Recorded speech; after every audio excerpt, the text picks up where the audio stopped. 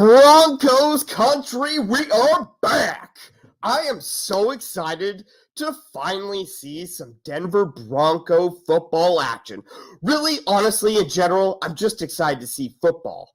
But guys, even though this was a loss, even though, the third string, the fourth string might have let us down here at the end of this game, as we are, on the trailing end of the very last game of the night, as late as I can remember any game ending non-overtime. But I am just ready for football season, and we saw the flash, we saw Russell, we saw it. So boys, and girls, let's get into it. I'm so excited. Let's go! Let's go!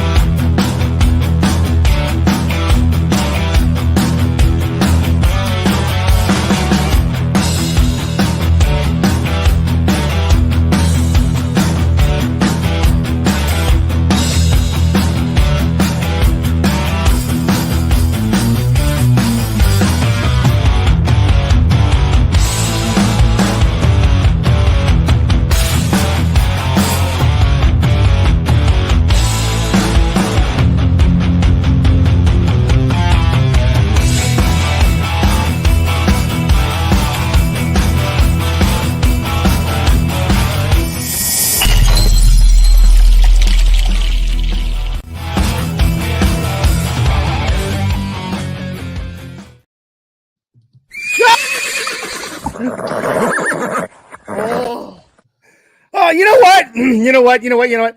On top of, I'm sorry, I know it totally almost interrupted you there, but I'm sorry.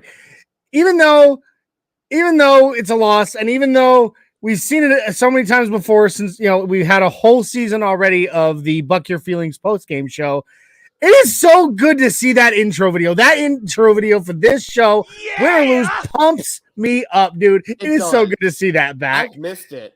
I really have. And if you don't like it, buck your feelings. Like, I love it, man. It's been a long time. It really has. It's been a long time. It really has. To see the real thing, like, I guess it's not the real thing, but it really is. It's not a fictitious Madden game. It's not a YouTube video you're looking up. Like, it's not me sitting here watching highlights all day long of past greatness. Yep. Dude, I'm just so happy. And as I said in the intro, boys and girls, welcome to the Buck Your Feelings podcast post-game show. I'm just so excited to be back. Like, right here on the Orange and Blue Network. On the Orange and Blue Network. I am just, we're back. We're back. As VJ said so candidly years ago, we're back. And Johnny, how does it feel? How does it feel in your neck of the woods to be back? Well, real quick, before I go any further, how's my mic sound? I went back and listened to our last show together, and I realized my mic volume had been a little bit high. I was kind of loud. Does it sound okay to your ears? We didn't get a chance to address that before the show. No, absolutely. Cool. Sounds good in the Apple world. Oh, well, I mean, if it's good enough for Steve Jobs, it's good for me. Just kidding. I hate Apple. In fact, the only thing Apple I own are my AirPods. But they are good. They are good. Those are good. Yes. All right. So you asked how I am, man. You know what? I'm looking above us, just like last season, and I'm seeing that big red L on our beloved Bronco logo.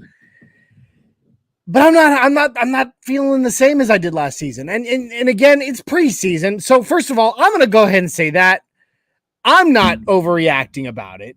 I hope the rest of Broncos country doesn't, even though I know they're going to. Bruh. We got to get some bras in this. All right? Bro. It's post. Good Lord. I mean, it's obviously 12:26 at night Central here. Pre-postseason. Yeah.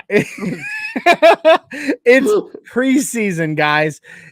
But I saw what I wanted to see today in the first game of the preseason. Yeah. One, obviously, Sean Payton kept his word.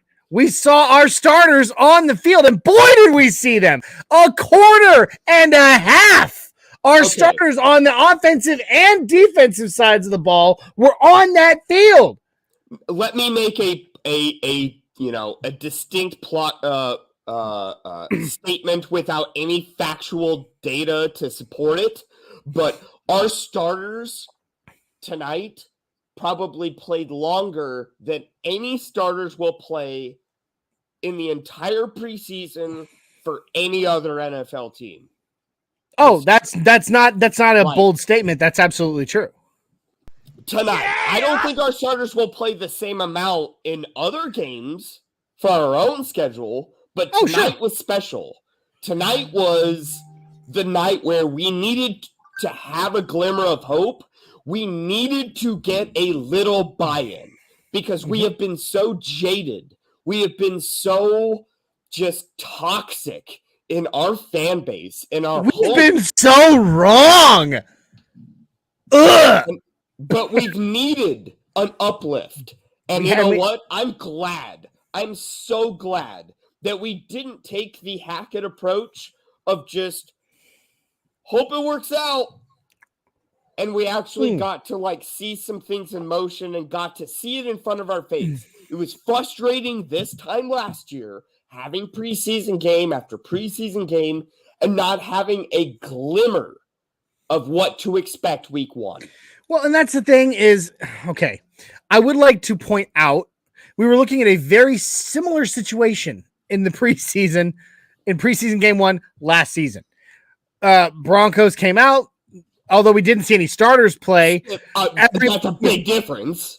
Okay. Beyond that, though, I'm talking about all the things we've been hearing coming out of camp. Sure. All the the hype on certain players and all that stuff. Leading up to that game one, even though we didn't see the starters in game one, we had a pretty decent showing in that game one, and we were all half the Broncos country was smelling to high heaven, and the other half was bitching and moaning on social media. You're right. It's going to be that way tonight. I promise you. When we jump on, when we whatever the hell it's called. X is it bad? Isn't it sad that with the change to X, I literally can't say it without crossing my arms in front of me? I'm like, guy, make sure you go check me out on X. But it's despicable. That could be the kid that used to watch WWE that's still stuck inside me. X. But anyway, the point is, not everybody's going to be happy, okay? Half of everybody's going to be like, why didn't we sit our starters more? And then the other half's going to be like, well, we didn't see enough of them. And that's exactly what we got last season. Everybody's like, we should have played our starters. And then the other half was like, I'm glad they sat them the first game. Yeah. Look, unfortunately, we're always going to be split at this time of year. Now, I am highly, highly optimistic following this game. How about you, Jay? I am. Let me give you an example of why I'm optimistic. And it's kind of a double-edged sword. Double-edged sword. It is the, I wouldn't say drop, but the mistake by Jerry Jeudy to not secure a catch that he should have, but he followed it up with a touchdown, and we got to see the starters get a nice fist bump, but what I liked about that is that we failed and we just kept going. We were resilient in the same strategy that we knew would work. And that is a coaching difference that we didn't see last year, where we wavered. If we recall, we had certain quarters that looked different than other quarters in play calling. We saw different halves that evolved into different other halves that were completely different play calling. We saw consistency no matter the play, no matter the players tonight. We saw a sophisticated, organized coaching staff, finally. And we saw them try new things. And again, this is the time to do it. Now, I'm with you, Jay. Okay. Your auntie called me middle of the game. For those watching that don't know, Jay and I are blood cousins. So my mom, his aunt, called me in the right after halftime, right at the tail end of halftime. She unfortunately was unable to watch the game, so I was kind of laying it out for her, and I told her about the Jerry Jeudy drop. Now, basically what I said to my mom, and I feel like it's a great thing to continue rolling with on this. That drop was nearly unforgivable. Okay. I say that because Russ put a lot of effort into getting to where he needed to be to move that pass. Now, granted, Russ could have gotten the first down. I want to make that plain and clear. Russ was on the run. He'd stepped up in the pocket, and then he'd run around the right side and was on the move. He could have gotten the first down. Abso-freaking-lutely. But he also saw he had one of his favorite targets in front of him with enough separation that he felt he could move it closer and possibly even secure the touchdown. So he decided, instead of just going for it and sliding for a first down, I'm gonna pass it forward. He did. And he put it right in Jerry's breadbasket. And that's why that reason alone is why I say it was unforgivable. He put it right into his chest. Jerry had arms around it, not hands. A hand drop is one thing. Like catching a ball and holding onto it is not easy, by the way. If anybody's ever tried to catch a football with just their hands. But when it's right here in the sweet spot, and you let it drop out of your arms to the turf, unforgivable. We don't give a lot of gracious leeway to people that are paid millions of dollars to just literally grab the pigskin. Well, agreed. Yes. Agreed. It's not easy. I don't care who you are. It's not easy no matter who you are. But Jerry Jeudy, I guarantee, is a hell of a lot better at it than I am. Well, of course. And better than me.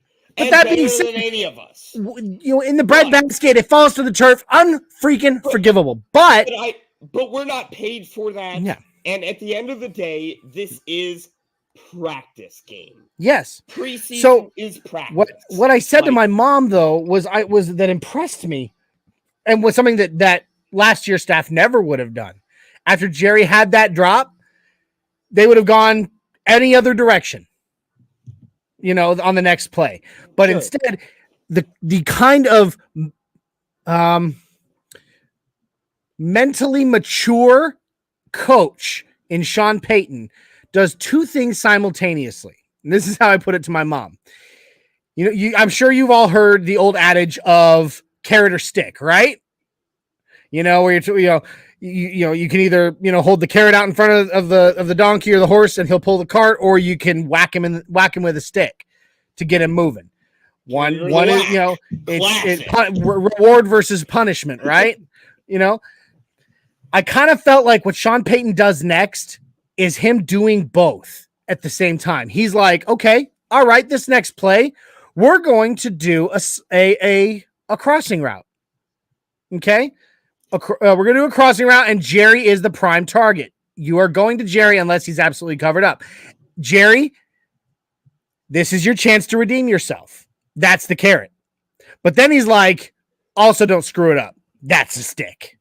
Sure. And lo and behold, Russ throws, moves, rolls out of the pocket, lands a beautifully, a beautifully precise pass right to Jerry, who catches it, redeems himself. You better have that soundbite ready, Jay.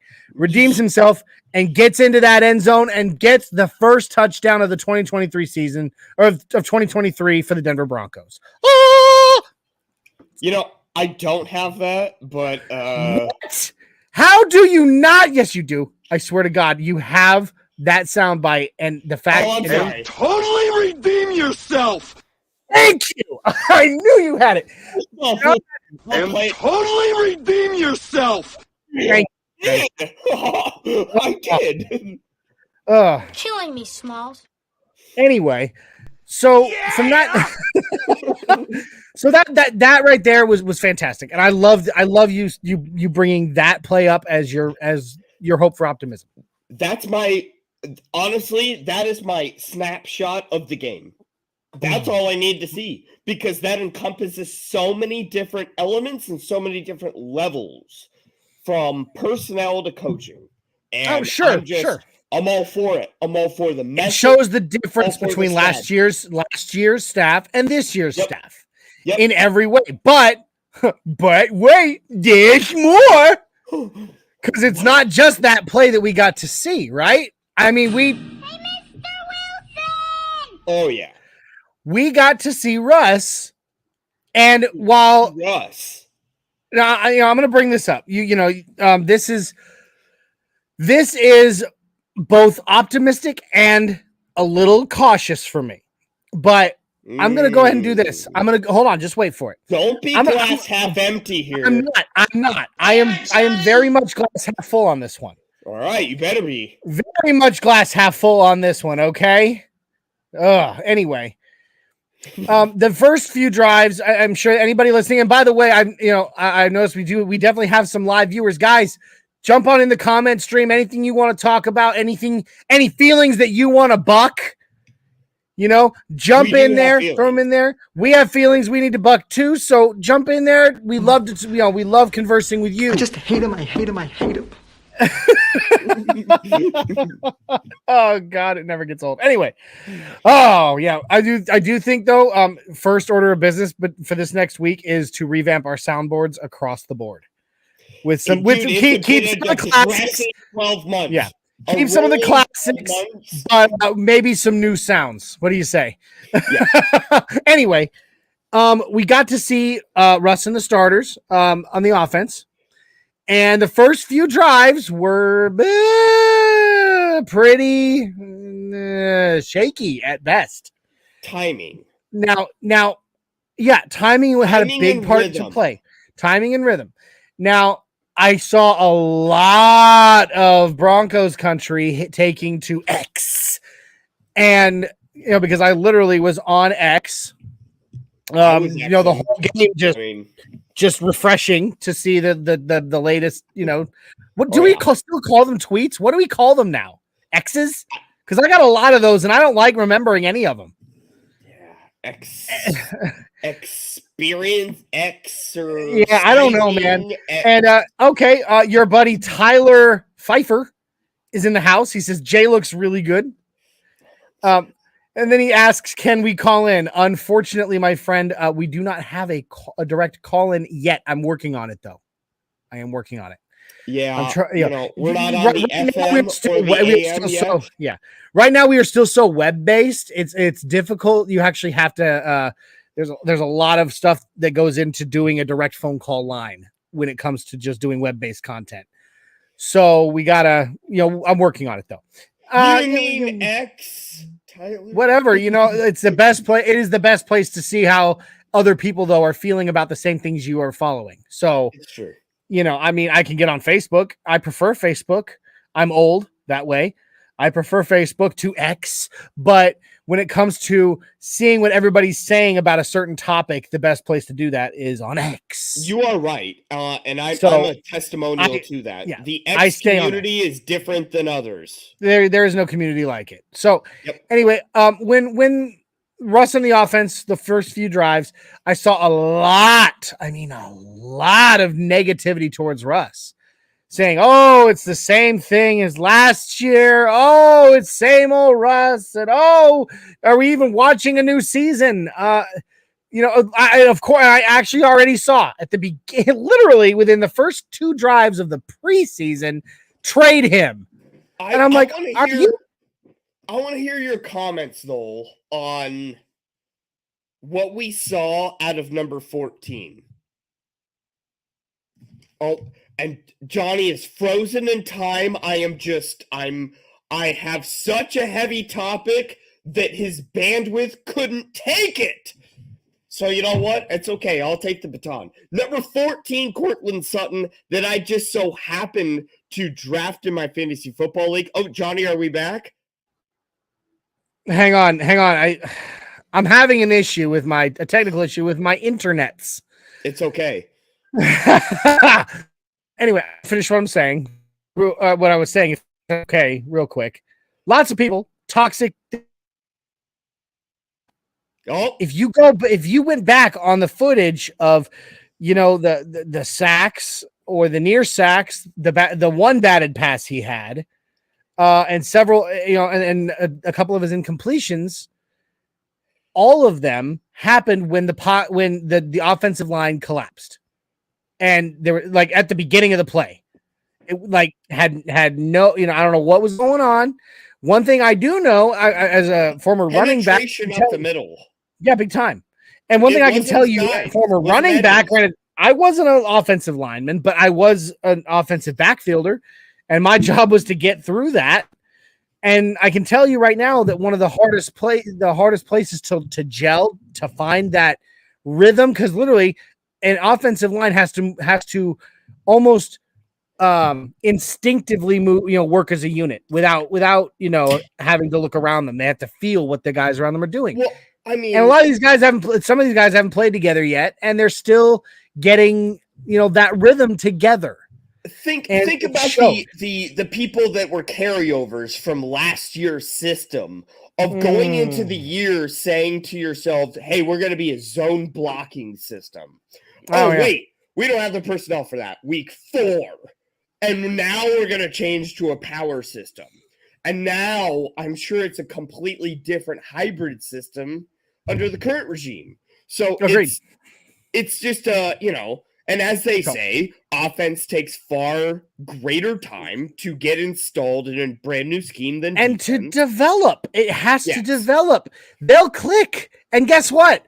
By the 4th, I think it was the 4th drive, or was it the 5th? Either way, I believe it was the 4th. We saw it happen. Now, one thing I'll say about Russ, and this is my little iffiness with Russ, there was several times he held the ball too long.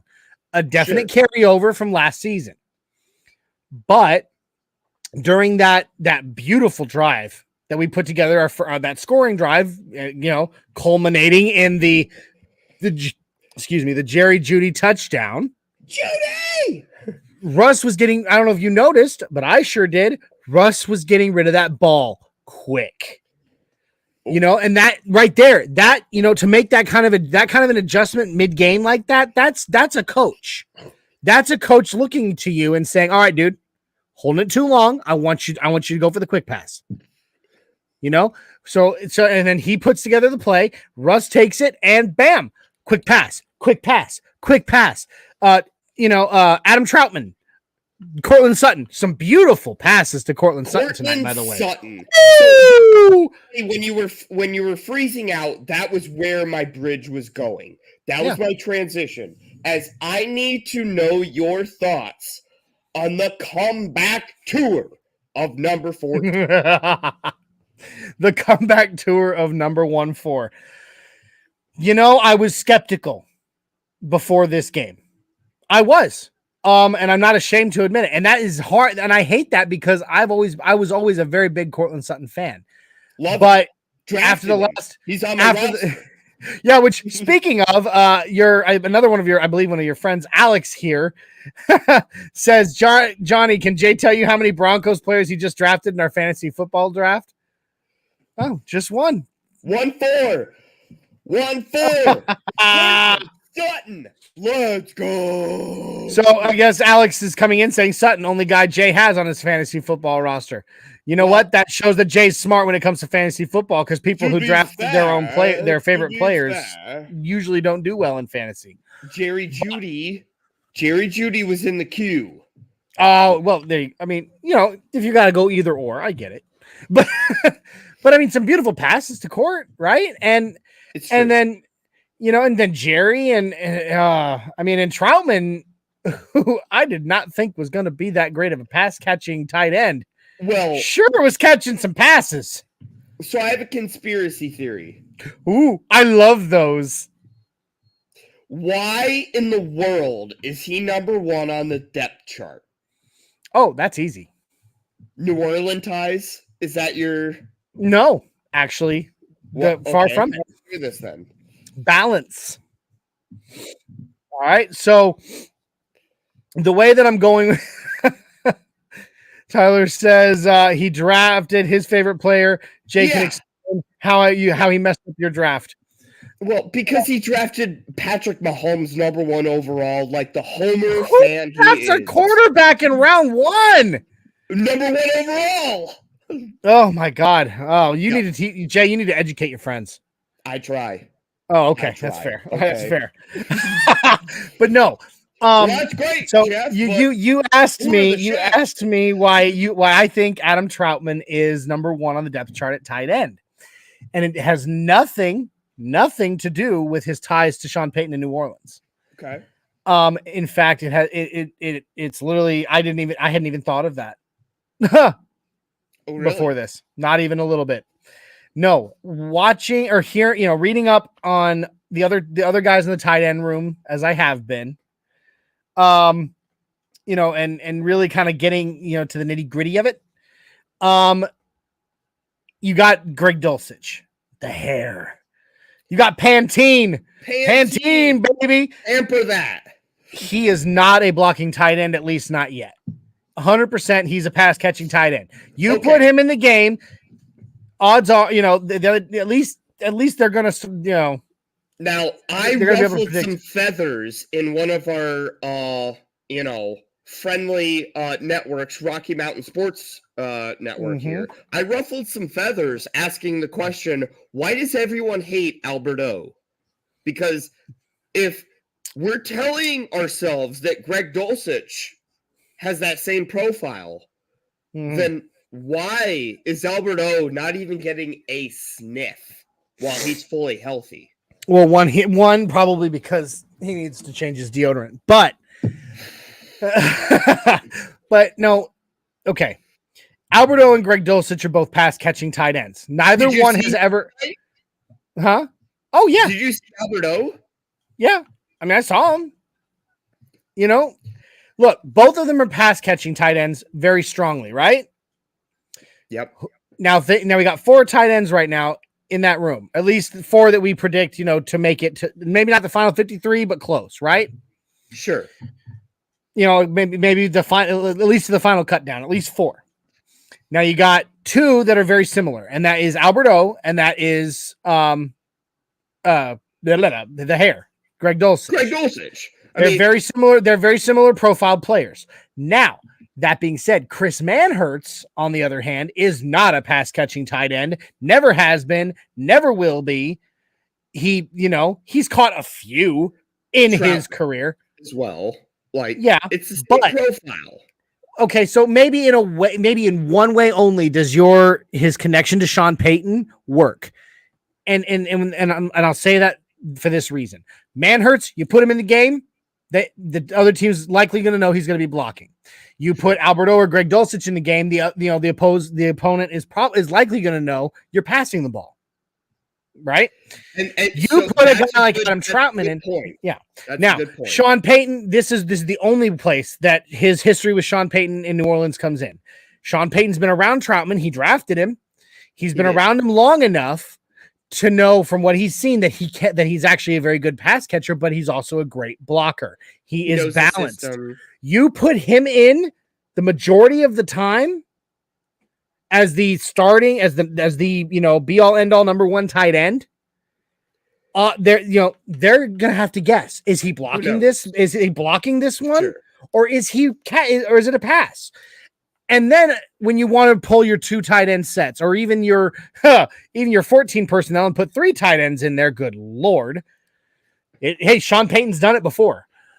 But that's when you'll see these other guys. Yeah, I know, but you get what I'm saying. He has done it. So what I'm saying is he's the balanced guy that can keep the other team guessing, and then the others can be there for when you need them in a specific package. I hate that for Greg Dulcich, and I hate it for Alberto. You know me, Mizzou alumni. I was super pumped when we drafted Alberto. For the record, Okuwebunam. Yeah, I've always said it right. I've said it right since he was in college because, again, Mizzou. But MIZZOU, baby.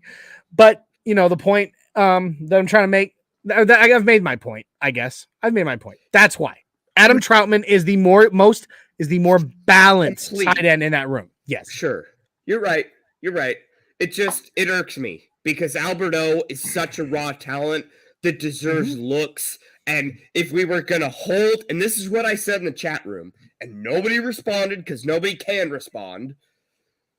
If we held Julius Thomas to that same standard, we would have never seen a generational tight end potentially in the same sense as Antonio Gates. Those are the kind of tight ends that you just need to have faith in and give them the ball because they're a matchup. Let me make one last argument in favor. Let me make one last argument for you in favor of Alberto. Obviously, they've got faith in him because they drafted him 4 seasons ago, and for 3 seasons, the entire fan base has been screaming for his crucifixion. So he's still there. Obviously, they see something we don't. You're right. And they want to keep that talent. So they got the faith. You're right. You're right on that. And most NFL teams give up on players like that. Well, because this is no matter what anybody says, everybody says you got to build towards the future. And yes, you do. But this, for all intents and purposes at all times, this is a win right now league. Sure. And that's what they go for. So I get what you're saying. I'm actually okay, though, with Adam Troutman being number 1 because he can be the bell cow, but you can see those flash plays, those beautiful moments, those highlight reel worthy moments going to Greg Dulcich and Alberto. Johnny, can I pivot real quick? It's your show, bro. It's a game day, and I would be remiss if we didn't play the most popular video I feel like we have, and that's the Mile High menu of what we ate. The Mile High menu! Let's do it!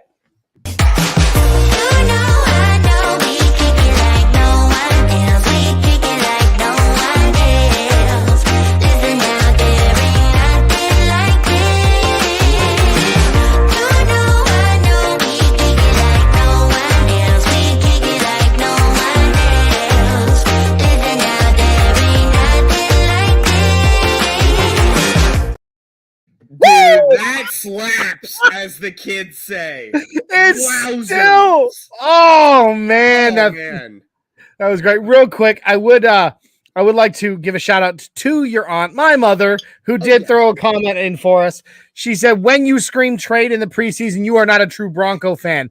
I agree with you, mother, wholeheartedly. However, I will expound upon that and build upon that and say, if you call trade in the preseason, you are not a true football student because you have no idea what you're talking about when it comes to football. It is that easy. So thank you, Mama. We love you. All right, Jay, you called for it, cuz who is going first? Oh, I'm going first. And, I had a previous engagement in a fantasy football party tonight that we had some that I'm guessing had a Mr. Tyler Pfeiffer and Mr. Alex Lawrence in attendance. That's right. That's right.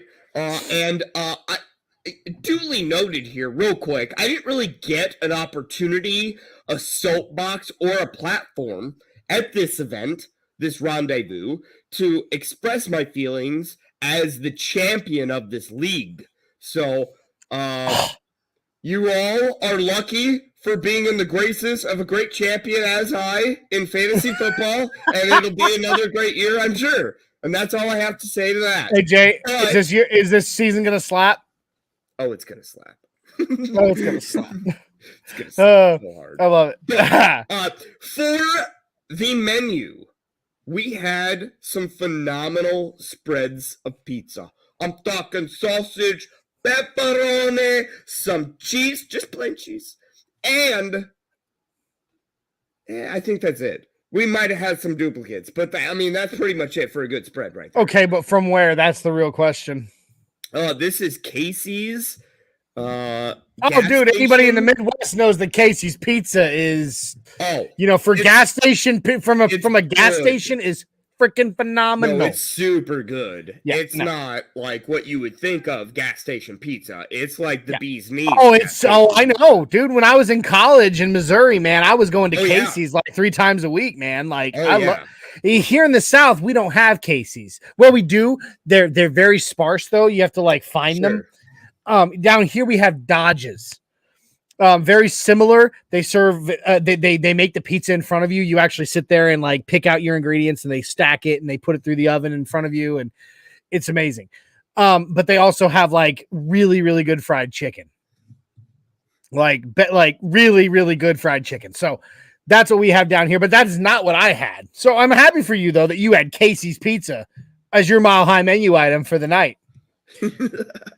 What did he say? My wife wants. We also had fruit chips and dip. This is correct. Well, hey.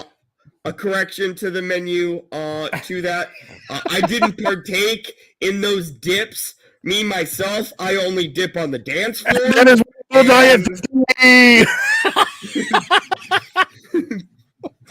I'm kidding. Can someone say cholesterol? Yeah. All right, so for myself, mine was slightly more extravagant. Now, I did not get to do this at the beginning of the show, and I need to do it now.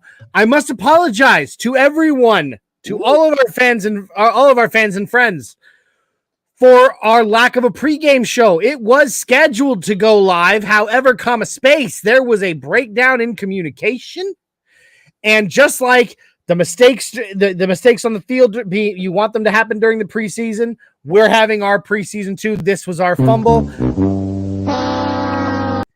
Due to our breakdown in communication, not enough people were ready to go live or went live, so we didn't go live. So that's pretty much how it played out. I scheduled the show. I had date night. Friday night, my wife and I, we have an agreement. Friday nights are date night every week. Every Friday night we go out on a date and get away from the kids for just a few hours. We go have dinner. Sometimes we catch a movie or go to the bowling alley. And yes, I am an avid bowler and I'm very good at it, by the way. But you got your own ball? Oh yeah, a Broncos ball. That's awesome, dude. I have a Denver Broncos. Really cool. I have a Denver Broncos bowling ball with matching Denver Broncos bowling ball bag. My own shoes. I have my awesome little wrist brace. I even have my chalk bag I preference this as I mean it as opposite. Damn it, Johnny! That's right. You're just jealous this time, huh? Anyway, but no. So tonight, football doesn't tend to fall on Friday night. Sure. Friday night lights. These are high school nights. And as I said to the guys, the orange and the members of the Orange and Blue Network thank you, Tyler. Your buddy says, Johnny, you are the man. I love it, bud. Thank you. I hope that wasn't sarcastic, and even if it was, I'm gonna get you later. But I told the guys earlier, if you want to see my obituary tomorrow, the best way to do that is for me to tell my wife that date night is canceled for the Broncos, because she totally tolerates how ridiculous of a Broncos fan I am. Tolerates it, and I mean like I walk a razor's edge at all times. So we went on our date, and I didn't eat during the game because I was so damn full from date night. But my Mile High menu, because it happened tonight before, on game night. That's valid. Went to this wonderful little restaurant that we tried out for the first time in Bowling Green, Kentucky, called, Jonathan Blair back in the house. There you go. Hey, I'm back. Jonathan. Welcome. It's good to see you. I got a fresh beer here. There you go. It's good to see you. There you go, Jonathan. And you got a sun kiss. Go ahead. Sorry. Oh, I was just going to say, we are going to have a nice debrief as we get into the season here. I would like to get some chief perspective of life, because I fully anticipate that streak to end. So just future coming I would like to make sure we cement You're literally time one of your friends hostage as a guest until to we can make gloat. sure I just let you know that it's gonna happen. So I I just love want to it. make sure it's I on love it. YouTube so that we have record. No, there you go. Yeah, it's on YouTube. It didn't happen. But anyway, we went to this wonderful restaurant, first time that we've ever tried it, in Bowling Green, Kentucky, called Juicy Seafood. Ooh. And went in there and had a delicious Southern style boil for two. Started the evening with a nice plate of crab rangoons.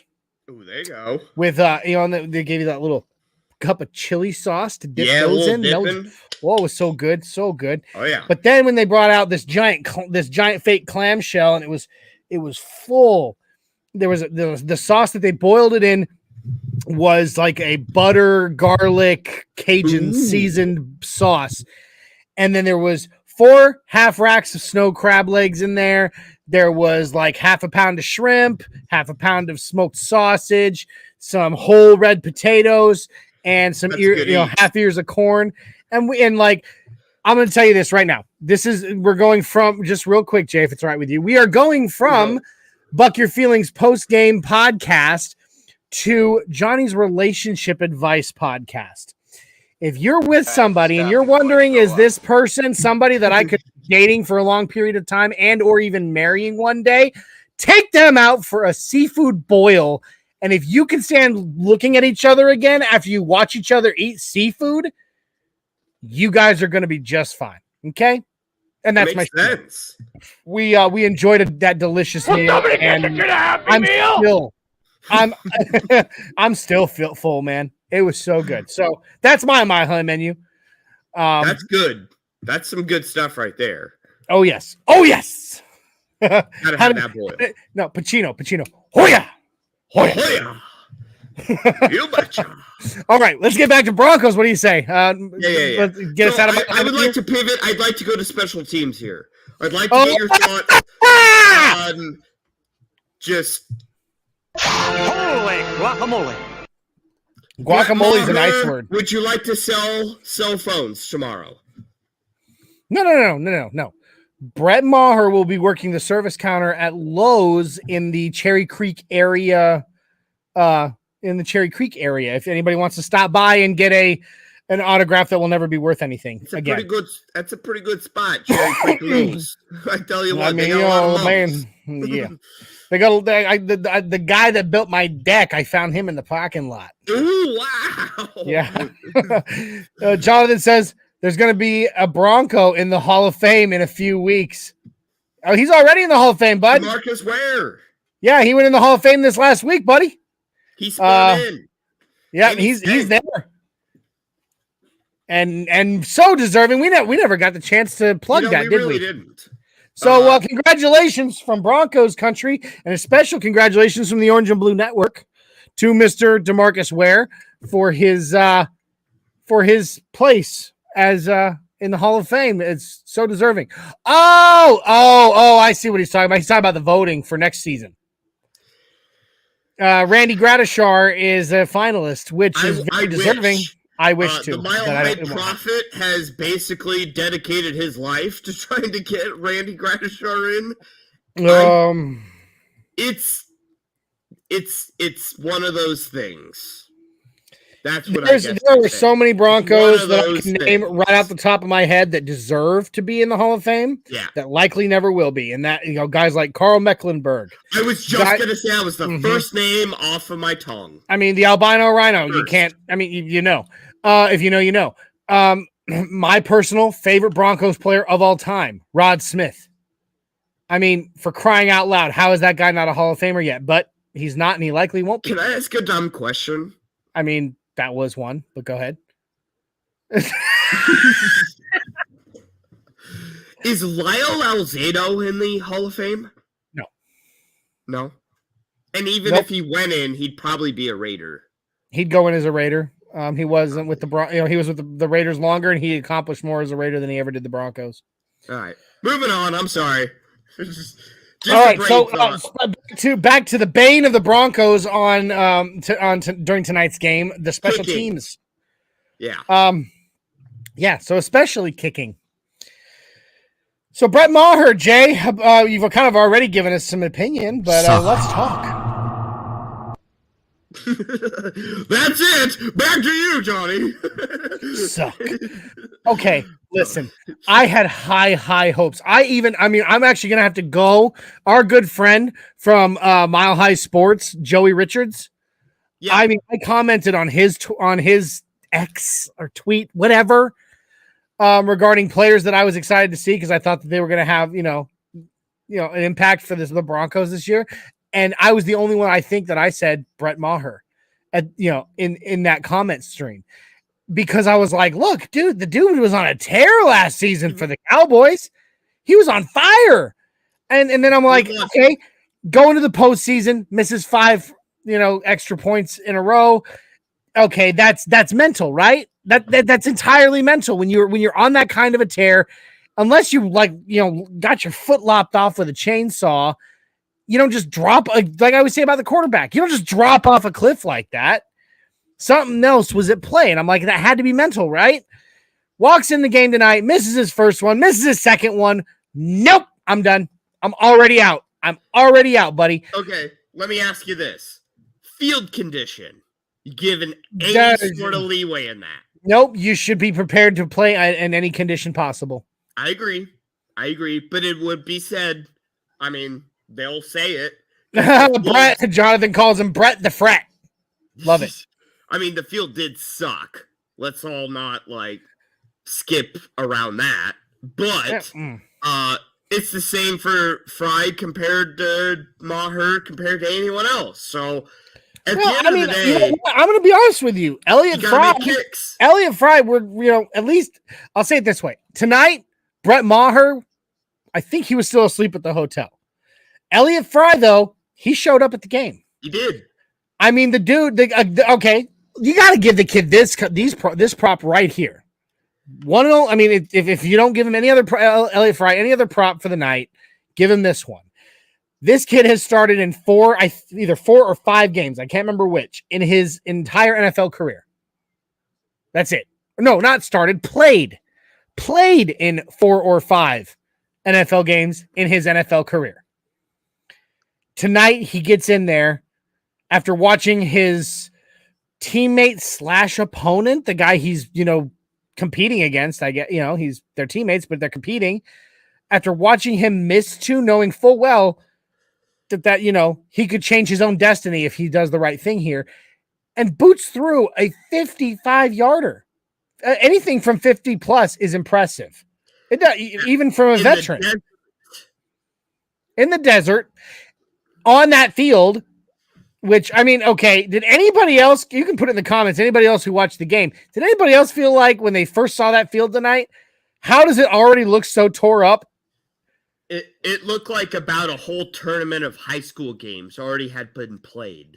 Today. That's what it looked like. Like earlier this afternoon on that grass. It was bad. But anyway, I digress. Elliott Fry definitely won the night for the kicker, in the kicking room. So it's too early to tell, right? In a final verdict kind of sense. Absolutely. Or are you still... Maher is still up, Fry is still down. Where's your slotting here? Well, I can't say for sure, but Maher's if I was to bet. Maher should have been up. But again, remember, let me remind you that Sean Payton is the kind of coach, he doesn't give a shit, where you've been, or where you come from. He gives a crap what he sees right now, what you look like on his team right now.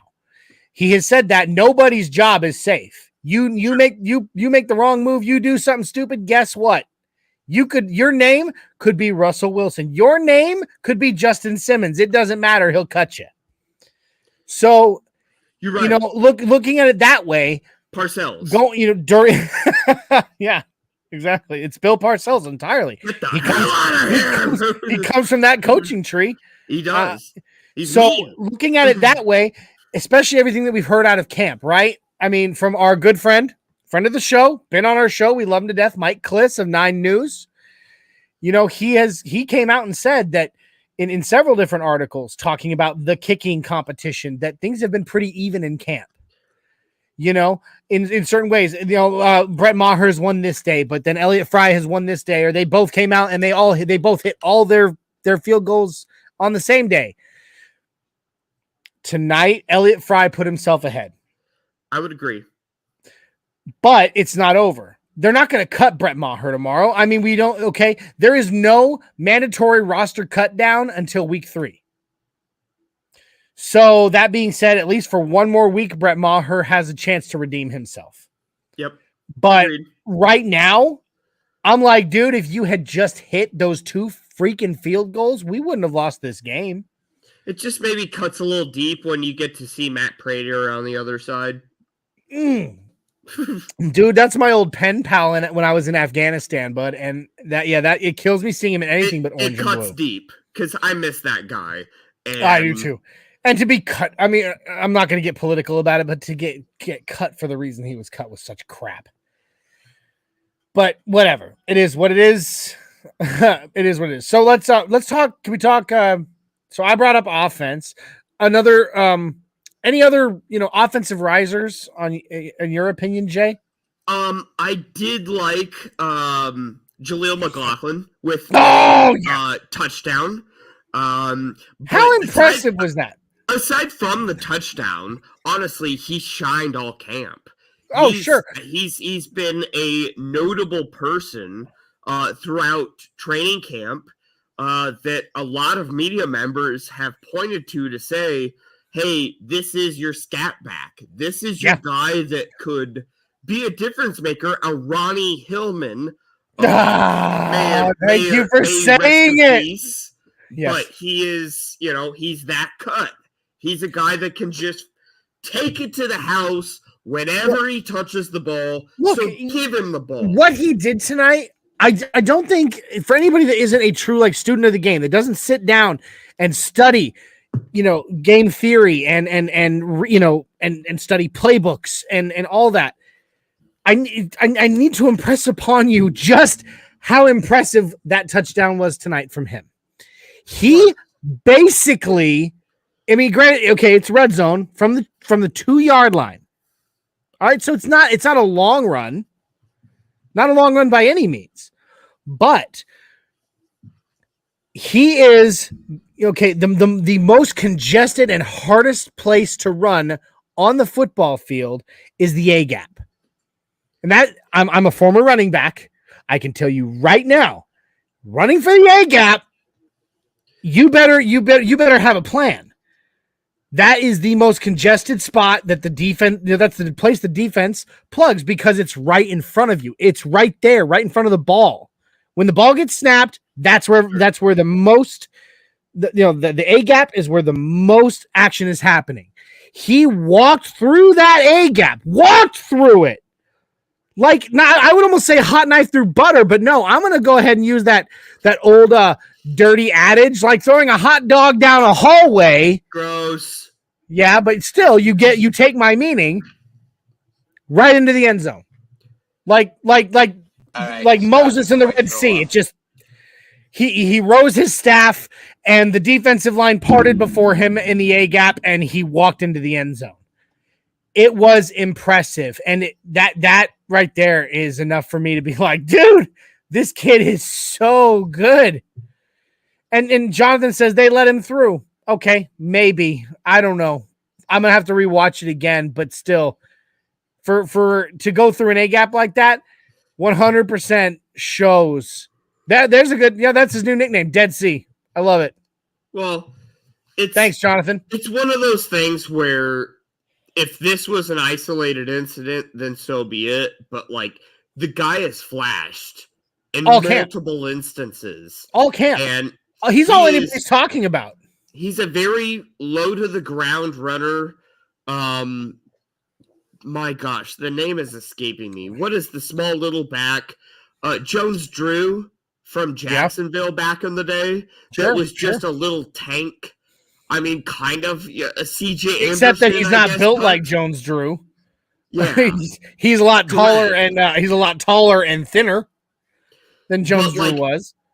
I mean, I guess honestly, a Ronnie Hillman is a very good comparison. Or another modern comparison you might be able to throw at him a little bit is Philip Lindsay.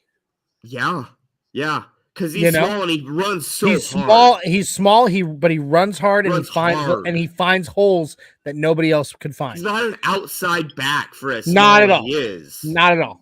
Now he's not a power back going up the middle either. He's going to exploit. He's going to find the slightest hole and exploit it.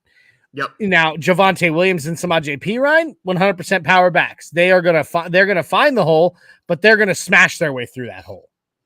They're gonna make that hole bigger. It's like the difference between a construction worker with a sledgehammer and a ninja. So we're heading here at our hour mark here. So we got to talk defense. I want to ask one last thing here of our defense and how I guess you kind of saw the rhythm of our defensive plays, the blitzing. So VJ and what we had been playing in a copy and paste of Vic Fangio, it's far different. Like, we are going to be blitzing more than ever. We saw some NASCAR package tonight, which was kind of shocking. What are your thoughts on the differences? No matter personnel, it's just play calling, just the vibe of the defense. I think just like the offense, the defense is still getting used to the change. But I still 100% believe that this is the defense of the Denver Broncos, and underestimate them at your own risk. Yeah. It is that simple. Alex Singleton. Yeah. I mean, he's literally, I have been so high on this guy since last season. Like, how many times last season, Jay? Just off the top of your head, guesstimate. How many times did I make him a top 3 player on my after following games? Yeah. Yeah. I love Alex Singleton, and he did it again tonight. He did it again tonight. Third and five. On the first drive, on the Cardinals' first drive, 3rd and 5, and they're gonna execute an outside zone run to around the right, a bootleg around the right. And he's like, you watch him, he read it like a book. He stepped up before the snap, and as soon as that ball moved, he was around that tackle. Around him. I don't even think the tackle saw him. And on the back of that, of their back, I don't know the name of their running back that was in at the time, on his back, almost as soon as the ball was in his hands, taking him to the ground, and I was on my feet. And anybody who knows me knows that I'm crippled, and being on my feet is not fun. So there's that. Jay, talk to me about the defensive line. What did you see? Well, you precluded to DJ Jones.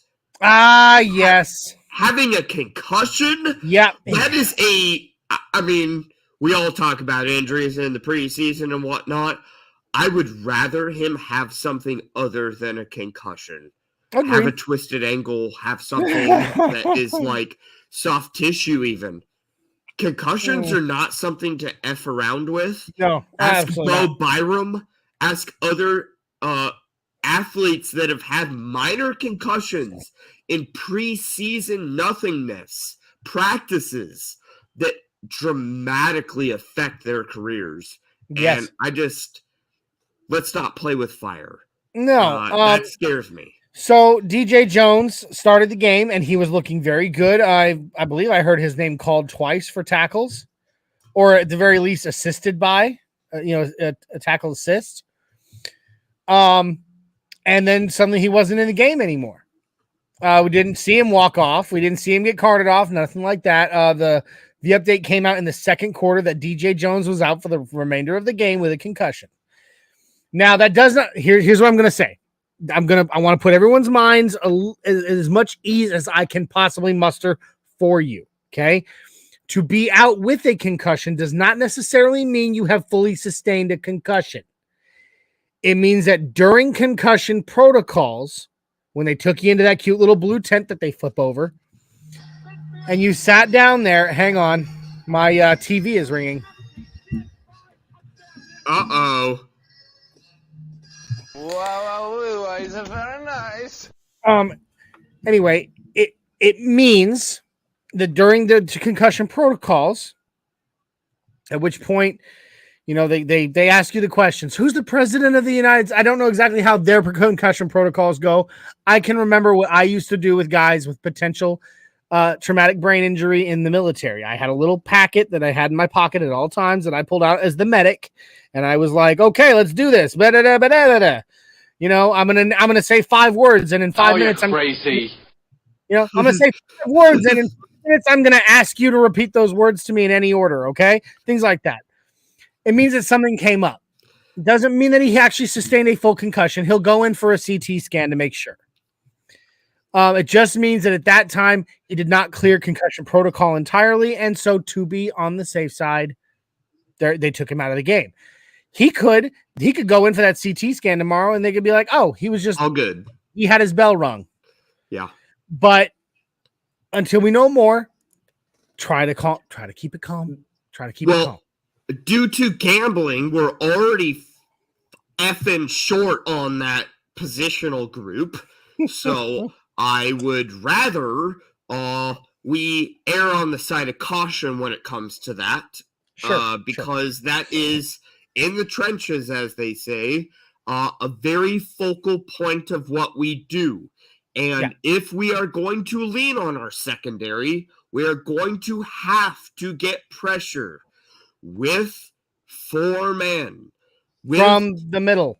Yes, like it has to happen so that we can be dynamic in our coverage. And I'm going to agree with you there, because tonight I did not see what I wanted to see out of our edge rush. Yeah, they were pushing hard, but they just weren't quite getting home. I think they can. I think that the potential's there. They just have to figure it out. The secondary, I mean, PS2 is going to PS2. That's what he does. He does what he does. But Damari Mathis, is tight coverage his entire time in. And how about a special shout out to Isang Bassi for his interception? That was. He read that route like a book and jumped it like a jackrabbit, man. Like he was there. Bassie's been here, done that. He's been with us. He's been on practice squad. He's been a starter. A stapled player for us for quite some time. And he showed why. Yeah, absolutely. Justin Simmons was out of the game tonight. You know, Justin Simmons out this week. And so Isang Bassi steps in, and guess what? He does what you needed him to do. Yep. I like plug that. And play. He knows it. Jonathan's got a take here. He says Isang will be a starter. I don't know if I go that far. I don't know if I go that far just yet. We're in bad struggles if that's the case. Right? I'm not saying he's bad, but I'm saying there are people that are better. Yes. Exactly. You know, Caden Stearns, good friend of the show. Soon, maybe within the next 2-3 months, interview with Caden Stearns here on Orange and Blue Network. But you know, Caden Stearns, I think he's got a higher ceiling and currently even a higher floor than Isang Bassi does. Yes. And of course, Justin Simmons is Justin Simmons, man. Like he does, you know, he's not just going to step aside. So yeah, I'm with you, Jay. I'm not saying Isang is bad, but I do think there are players that are better.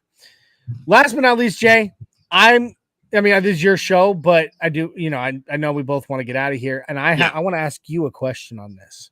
Absolutely. We have evaluated our offense, we've evaluated our special teams, and we've evaluated our defense. You know, each one with their own, and we're going to talk more about it tomorrow night on Nothing Rhymes with Orange and Blue podcast.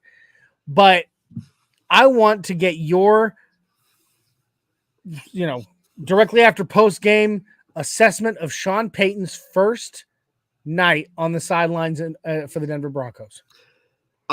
Pleasantly surprised. Looked like an adult was in the room. Looked like we were organized. We were structured. We had a plan. And it's so refreshing because at the end of the day, we haven't had that. And no, we haven't, guys. Since Gary. No, we haven't since Gary. That's it. Coobs. I can't think of another coach that has been in place that has had no, this is what we're doing. We're sticking to this. I don't care if it works or doesn't work. We're going to go back to it. I don't care, Jerry Jeudy. I think he has the maturity to change it if it's not working. Yes, but I just mean in a diligence of effort, of not giving up, of being tenacious and calm, getting after guys. For whatever reason, I'm going to kind of piggyback off yours there. For whatever reason, Broncos country seems to have, Broncos country, for whatever reason, seems to have this perspective of Sean Payton that he is nothing but a ball buster and that he is, he's very angry. Okay. Yes, the way he handles the media, he doesn't like the media. Never has. And I hate saying that as a member of the media. He does not like the media. But and so he does not handle the media with kid gloves, and he can even be a bit abrasive at times when it comes to talking to the media. But the thing about Sean Payton and one of the guys, another Orange and Blue Network member that I'll leave nameless for this, but said in our group chat during the game, I bet Sean Payton was pissed about Jerry after that drop, and I was like, you know what? No, I don't think so. Yeah, he's the kind of coach who's going to go. He's not going to throw his clipboard, but he's also not going to look at you and go, it's okay, buddy. Everybody makes mistakes. No, he's going to go, all right, you dropped the ball. We're going to, and then he did what he did. We're going to go again. You're the target. Don't drop it. Again. And he's going to remain calm, cool, collected, and that is the kind of person that Sean Payton really is. Yes, he can be a bit abrasive. Yes, he is difficult to talk to, and he has one of the most mile-long stares of any human being I've ever seen. He does. It's deathly. But the guy he looks straight through you. But he truly is a very calm and cool, collected person at the moments that it counts the most. And that is how he wins. That is how he wins a Super Bowl. That is how he turns a quarterback who has been who has been all but washed out like Drew Brees into a Hall of Famer. He has patience and he is calm, he is cool, and he is collected. It's a standard. It's a standard.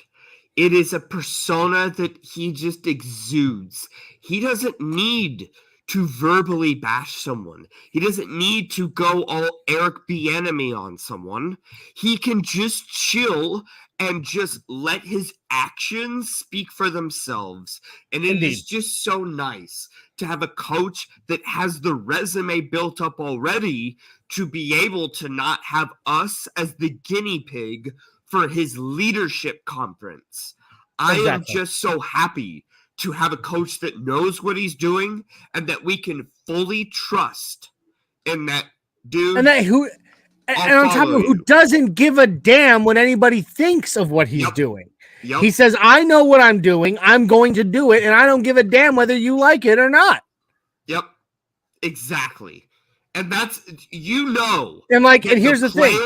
The players look at that and they're like, oh, yes, that's my coach. We want to fight that's with. My coach. Yeah, that's the guy I want to go to fight with.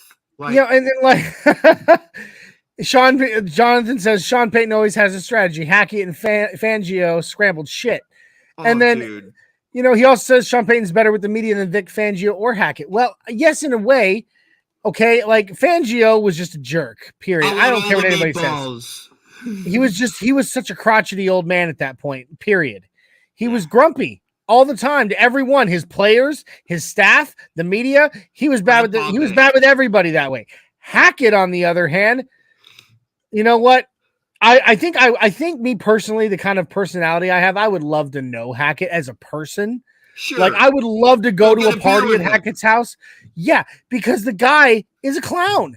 Not in Yeah. a bad way. I'm not saying that in like he's a clown. He's a I mean, like, jester. he is fun. And at the same time, he also, like, you know, he loves to talk to people. But he also did it too much, and because of that, he cared too much about what they thought. Sean Payton is, you know, like, we went from the absolutely furthest to one side in Fangio, personality-wise. Yep. And then we overcorrected and went as far on the other end of the spectrum as we could by getting Nathaniel Hackett. Yep. Now we are finding a guy who is right down the middle, and that is Sean Payton. And I liked what I saw tonight. When things weren't working, when, you know, over the first 3 drives, things weren't working. You saw that difference when Russ started throwing the ball faster. That is a coaching change. That is calling a different kind of play and saying to Russ, quick pass. Yeah. That is a coaching change, 100%. He made the changes when they needed to be made. He said, this isn't working. We're going to try something different. He didn't try to sit there and continue to pound it home. It didn't when it's not working. I loved it. I did too. And it's made me hopeful. I have hope that this season we're going to get on these shows and we're not going to have as much feelings to buck. We're going to have happy feelings. No. We're going to buck our feelings. They're going to be good. No, they're going to be good feelings. We're going to buck them all over everyone. That they stick on me and I'm all good with it. See, there's 2 kinds of Steve J. When we came up with the name of the show, there's 2 kinds of bucking your feelings. On one hand, you want to buck your feelings off. Well, actually, there's 3, right? One is when you tell me what you're feeling and I don't care. That's buck your feelings. Yeah, buck you. Then there's my feelings that I want to get off my back. That's buck my feelings. Sure. And then there's the moments that I'm really happy and I'm just going to buck my feelings all over everybody. Take that however you want. That may be the beer talking, but what is the 3 degrees of Kevin Bacon? That's the 3 or whatever degrees of that. Whatever. We gotta get out of here, dude. All right, It's like 1:30 in the morning. In my time. It's 1:30 in the morning. Yours and my time. It is time. 1:34. Good Lord. Let me get us. Hey, guys, should be ready for tomorrow morning. Watch for tomorrow morning as the newest member, the newest show of the Orange and Blue Network. How About Them Broncos? And its amazing host, Kevin Zano. I call him Zano. I just call him Zano because it's so freaking cool.